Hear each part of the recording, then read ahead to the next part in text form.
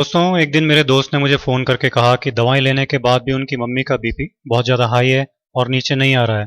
उनकी लाइफ के लिए मैं डर लग रहा है। ये कहते कहते वो रोने लगे। मैंने कहा चिंता मत करो, मैं एक नुस्खा बताता हूँ, उसे तुरंत बनाकर दो।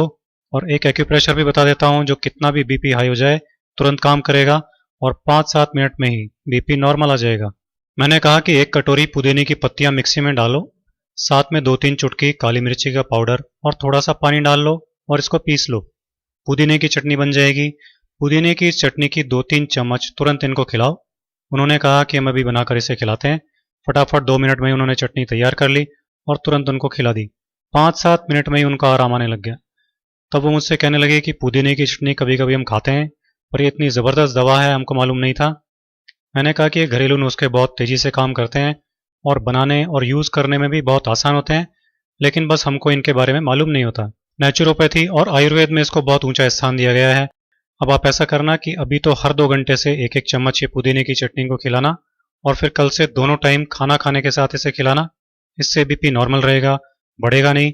इससे पेट भी साफ रहेगा और गैस भी नहीं बनेगी, क्योंकि पेट की गड़बड़ी और गैस से भी कई बार बीपी हो जाता है। तो अगर इनको इसकी वजह से बीपी बढ़ रहा होगा तो वो प्रॉब्लम भी हमेशा के लिए ख़त्म हो जाएगी। मैंने उनसे कहा कि ज़रा कपड़े सुखाने की 4 चिमटियाँ ले आइए ताकि हाई बीपी का एक्यूप्रेशर भी कर दें। वो चिमटियाँ ले आए। मैंने एक चिमटी उनके बाएं हाथ की बीच की उंगली में लगा दी और दूसरी चिमटी उसी हाथ की सबसे छोटी उंगली में लगा दी। इसी तरह से तीसरी चिमटी उनके दाएं हाथ की बीच की उंगली में लगा दी और चौथी चिमटी दाएं हाथ की सबसे छोटी उंगली में इस तरह से लगा दी। मैंने उनसे कहा कि जैसे ही आपको अनईजी लगने लगे तो आप बता देना, इनको उतार देंगे। 5 मिनट बाद ही उन्होंने कहा कि अनईजी लग रहा है।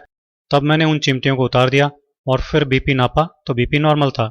सब लोग ये देखकर चकित रह गए। मैंने कहा कभी भी ऐसी बात हो तो इसे तुरंत कर डालना और इसे रोजाना दिन में एक बार इसी तरह से करना। बीपी हमेशा नॉर्मल बना रहेगा, जान का खतरा भी नहीं रहेगा। सबकी आंखों में आंसू थे, लेकिन वो खुशी के आंसू थे, क्योंकि उनकी माँ की जान अब खतरे से बाहर थी। तो दोस्तों, आप भी हाई बीपी के इस बेहद आसान इलाज को यूज कीजिए, अपनी लाइफ सेव कीजिए और लाइफ बढ़ाइए।